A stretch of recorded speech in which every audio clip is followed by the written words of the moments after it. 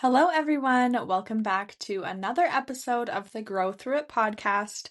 My name is Julia, and today I'm going to go over my workout routine, what I've done in the past, and my favorite ways to stay active and healthy. Before I get into that, I first wanted to share where I started on my health journey because I think that's really important to talk about. Just a trigger warning, I do talk about body image issues, calorie counting, body dysmorphia, and all the unhealthy things I did. Growing up, I was always a little bigger than my friends. I was a gymnast, but I didn't have the typical gymnast body. One of the coaches at my gym actually told my mom I was too fat to be a gymnast and that I was there to work off my fatness. Their words, of course. I really wasn't even big at this point, I just wasn't super skinny. And even if I was, to say that about a 6-year-old child is insane. Just a side note, I do not like the word fat unless it's actually being talked about in a medical way like body fat percentage. So that was really my first introduction to being bullied about my weight. I also got bullied in school a lot for my weight. This caused severe body image issues, and I started developing really unhealthy habits to try and lose weight. I remember one year in high school tracking every single calorie, measuring everything, and eating under 1,200 calories a day. I would actually be so excited if I only ate like 1,000 calories. Now, if you don't know much about how many calories you should be eating, for women, the minimum to survive is 1,200, but you should be eating a lot more than that, especially if you're exercising. I would exercise for 2 hours a day, go on awful fad diets, and was at my lowest weight. Even at 120 pounds, I thought I was huge. Looking back, I can now see how small I was, but at the time, I didn't see it at all. I actually remember this one fad diet I did promoted by Dr. Phil. For breakfast, I could have one slice of plain toast with nothing on it and 5 prunes. For lunch, I could have one plain tortilla with 1 cup of black beans in it, nothing else. And dinner was salmon and 2 cups of green beans. To this day, I cannot eat beans because of this. This was obviously a horrible diet to follow, and it clearly did nothing. I would run or walk on the treadmill for an hour, do my own circuits, and used Wii Fit. I always see on TikTok people talking about how Wii Fit started their body image issues, and honestly, it's true. The little me character they make of you looking big and telling you you're obese is crazy. It would even cry at weigh-ins sometimes. Like, I was tiny at this point. I also had the Biggest Loser Wii game, which was also so awful, and I used to love that show as a kid. Now, of course, I see just how problematic it was. Over the next several years, I tried Slim Fast and other fad diets. My first year of college, I took the Nutrition for Healthy Lifestyles course. Although some of the things we learned were valuable, a lot of it really was not. I had very large opinions on certain things that I learned about because I thought, I'm in college learning about this, it has to be true. I know now that that's simply not true, and I don't agree with a lot of what they taught us. I gained a decent amount of weight when I went to school for nutrition, which is very ironic. The next year, I started my program for personal training, which was a 2-year program. I became a certified personal trainer and worked at a gym training clients, running classes, and co-managing the gym. I lost weight at this point, but was still unhappy with how I looked. I was also super insecure at the time because I thought, why would anyone want me as their personal trainer? When the gyms closed in 2020, I realized I didn't love my job and I wanted to go back to childcare because I missed kids. I do still offer online training programs, but working in a gym just wasn't my thing. For the next couple years, I gained a significant amount of weight. As I mentioned in previous episodes, I was very unhappy and I used food as my outlet. Throughout my whole life, I would go through harsh restricting and then binge eating, but the binge eating got really bad at this point. In 2021, I was at my heaviest weight I had ever been at. I didn't realize how bad it was until I saw my sister's wedding photos. I was so embarrassed and I hated myself. Shortly after this, I left my toxic relationship and I instantly lost like 10 pounds. I then began developing healthier habits like focusing on the quality of foods I was eating, not just the calories. I was making sure I was getting lots of protein, taking my supplements daily, and exercising the way I wanted to. I had always worked out, but this was the first time I really fell in love with going to the gym. I love lifting weights and hitting new PRs now. Working out makes me feel so good, both physically and mentally. If I don't work out for a period of time, my mood instantly gets down and I don't feel as happy. I mentioned in a previous episode that I had recently done 75 hard. If you don't know what this is or want to hear more about my journey with it, go back and listen to episode 2. I lost 21 pounds in this program and it was done in a healthy way. Since 2021, at my heaviest, I have lost over 40 pounds. One thing I really loved about 75 Hard is that you can choose what diet plan you follow. So what I did was just tracked my calories and made sure I was prioritizing protein. I was a little scared at first to track my calories because of how obsessed I was with it previously, but I learned how I could do it in a healthy way. It made me more aware of my hunger cues and how much I was actually eating in a day. I realized how many calories I actually was consuming when I was binging, and clearly that's not healthy. Don't get me wrong, now that I'm finished the program, I still let myself have treats here and there, but it's not nearly as often as I was letting myself before. I also was making sure I was getting enough calories. My app is set to 1,800 calories, but I told myself before the program that if I was really hungry, I'd let myself have a healthy snack because I was not going to starve myself. I didn't end up needing to do that, and sometimes I was a little under that 1,800 calories. I usually ate 1,800 when I was on my period because as women, we require more calories on our period, and I would eat usually between 1,650 and 1,800 throughout the rest of the month. The 1,800 works for me, but everyone is so different. It depends on your height, current weight, your activity level, and your metabolism. Now that I know what a day of around 1,800 calories looks like, I don't always track my food, but I usually eat very similar things daily, so I know I'm still in the range that I want to be in. I also let myself have meals that are outside of this range sometimes. Before 75 hard, I would say I was doing this, but every weekend I would fall off and eat a lot of food, a lot of which was unhealthy. Now it's truly a lot more occasional, and I know that if I eat one thing that is more unhealthy, that doesn't mean my whole day is ruined like I previously thought. I used to think that I might as well eat bad for the rest of the day, but obviously that was just in my head. I also thought if I had something unhealthy in the house, that I had to finish it that day so it wouldn't be there tomorrow, which obviously doesn't really work because then I'm just binging it. So as you can see, I struggled a lot with my weight and eating habits. Even now, I still have body dysmorphia.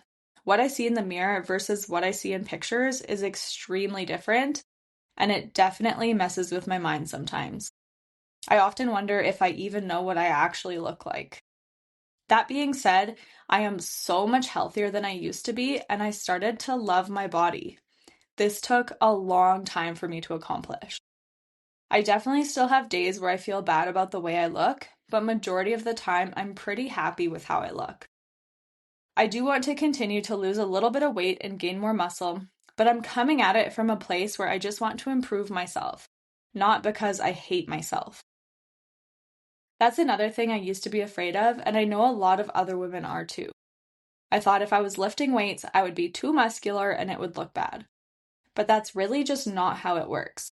You can weightlift in a way that suits your goals, and it's actually extremely hard to put on size and depends largely on your diet. I also want to look and be strong now. The amount of reps and sets you do and how heavy you're lifting does matter, but try not to get too overwhelmed by it. If you want to build strength, lifting heavy weights in a 1 to 5 rep range is ideal. Lifting moderately heavy weights in an 8 to 15 rep range will help build muscle, and lifting lighter weights in a higher rep range is ideal for muscular endurance. Now, these are just ranges, and depending on your goals, it may not matter as much. Try not to get too fixated or stressed about these numbers.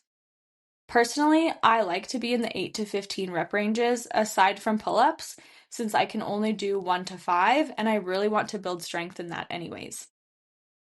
You also want to make sure you're pushing yourself. If you can easily do, let's say, 10 reps, you either need to increase your reps to 15 or increase the weight. If you're at the higher end of your rep range, increasing the weight would be very beneficial for you. Just because you're done 10 reps doesn't mean you have to stop. Try going to failure and see how many reps you actually can do. If you can do a lot more, it's definitely time to increase the weight. Now, when it comes to my upper body days, I personally can't lift super heavy because of my shoulder injuries. So I'm usually doing about 10 to 15 reps for those exercises, again, aside from unassisted pull-ups. Find what works for you though, and really think about what you want to accomplish in the gym. So my goals right now in relation to my body are to build my glutes and legs to be more muscular and stronger, build strength in my upper body and gain more muscle in my back, and lose a little bit of belly fat. More specific training goals I have are doing more pull-ups unassisted, be able to go on more difficult hikes, prevent and heal injuries, and lift heavier in my glute and lower body days. I do currently have some injuries I'm working through, but my regular workout routine is this. Monday, I do glutes. Tuesday, I do functional training / physio and core. Wednesday, I do lower body. Thursday is push day. Friday, I do functional, physio, and core again. Saturday, I do yoga. And Sunday, I do pull day. Throughout the week, I also try to go for walks as much as possible. I used to have more rest days in my routine, but I realized I don't really need them, and I do active recovery days instead. Like I mentioned earlier, when I don't work out, my mood isn't as good, so doing active recovery is great because it still has me moving.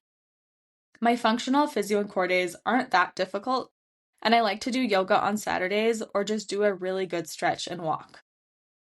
I do those functional and physio days because I think including that in your routine is crucial for injury prevention and to heal my current injuries. I do exercises for my shoulders, back, hips, knees, and ankles. I have had or I currently have injuries in all of these places, and I find that it really helps. With my history of injuries and getting a little older, I want to do these exercises so I can continue to live an active lifestyle long term. In addition to weightlifting, I try to be as active as possible. I go for walks, do yoga, go hiking. I was learning to snowboard last winter. I like to try out different fitness classes, and I just try and find ways to have fun being active. If you hate certain exercises or activities, you don't have to do them. I personally hate split squats, and even though they're an amazing exercise for building your glutes and legs, I choose not to do them. That being said, I do other exercises that target the same areas, and I really focus on those. Hip thrusts are my favorite glute exercise, and I find it to be the easiest on the rest of my body too, like my lower back. I also don't do this for many exercises. Really, the only exercise I choose not to do because I don't like it is split squats. But I created a glute and lower body workout that is very effective and that I genuinely enjoy. You also don't have to do a crazy amount of exercises. I used to think you had to do all the exercises, but I learned from Paul and my own research that doing a couple exercises per muscle group is extremely efficient. I personally do 4 sets of the bigger muscle group exercises like hip thrusts, squats, bench press, and assisted pull-ups. And I do 3 sets of the exercises for smaller muscle groups like glute extensions, single leg RDLs, lateral raises, and rear delt flies. I also think walking is so underrated. I feel so good after a walk, and I noticed it's helped with my bloating, puffiness, and my mood. When I was doing 75 hard and I still had to get my outdoor workout done, even if it was snowing or raining, I felt so good after. So I highly recommend doing this. It also helps clear my head. I either put on music and just think, or I play a podcast. Many adults don't spend much time outside, but it's so important to be outside and get that fresh air and vitamin D. So whether it's walking, biking, rollerblading, or a sport, being outside is so good for your physical and mental health. Another important thing to consider is your warm-up and stretch. I used to never warm up before working out, and honestly, I could probably warm up a little more than I am even now. But now that I started warming up before lifting, I'm able to lift better and I feel much stronger. So I always do dynamic movements to warm up every time before my workout. I also stretch daily. Luckily for me, my job requires me to stretch, so I do it multiple times a day some days. But even when I'm not coaching, I try and do some stretches daily. This really helps me feel more loose and helps my workouts. Yoga has also really helped me. I feel so zen and good after going to yoga, and I especially love the yin classes because it's such a good deep stretch. I feel like with all the exercise I do, I really need that to loosen up my muscles. I like trying different yoga classes that challenge me too. They're really fun, and I like that it's low impact but still challenging. As for supplements, I do take quite a few. I choose to take them because it helps me feel better, and I have done a lot of research on them. You don't need to take all of these, do your own research, but there's definitely some that I would recommend to everyone. For example, I take a greens drink that has probiotics, prebiotics, and digestive enzymes in it, as well as a vegan collagen booster, and of course, all the fruits and veggies from the greens powder. I think this supplement is amazing for you, and I've been taking it for years. I also incorporate protein powder, vitamins, and creatine. There are definitely some mixed reviews on creatine, but I do find it helps with my performance. Some people have said it makes them feel more bloated, but I personally haven't found this, but that could also have to do with me really focusing on my gut health. I follow several people who are fitness influencers, and I would highly recommend them. Kate Thomas, her name is Daily Lifts, has amazing workouts on her TikTok and Instagram. I did her glute workout for a very long time, and it was incredible. I also love Jessica Bickling. She has such good, well-researched information and makes it so easy to understand. She also has incredible workout ideas on her social media. Those two are my absolute favorite. As for mobility and physio type accounts, I follow Knees Over Toes Guy on Instagram. Paul recommended him to me when we first started dating, and I was a little skeptical at first because when I went to school, we were taught to never bring our knees over our toes. But this guy really opened my eyes that it's actually very good for you.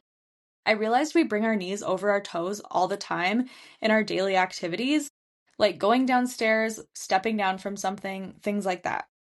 So, of course, we should train this. So, he has really great exercises to help with knee pain. And I also started following Mobility Duo on Instagram as well. They help with snowboard injury prevention. There's also so many resources on TikTok I've found for mobility exercises or weightlifting. Just make sure you do your own research and that they're a good source. Also, just find what works best for you always. In addition to those accounts, I also, like I mentioned, make workout programs. So if you're interested in that, feel free to send me a DM. That is it for today's episode. I hope you learned something new or maybe just got some motivation to start or continue on your health and fitness journey. I know sometimes it can feel overwhelming, but it is so worth it. If you have any questions or if I didn't cover something you're interested in, feel free to send me a message on Instagram at growthroughit.pod. It would mean so much to me if you could rate and review this podcast as it helps me grow and reach more people. As always, thank you for listening and remember that you are worthy. See you next time.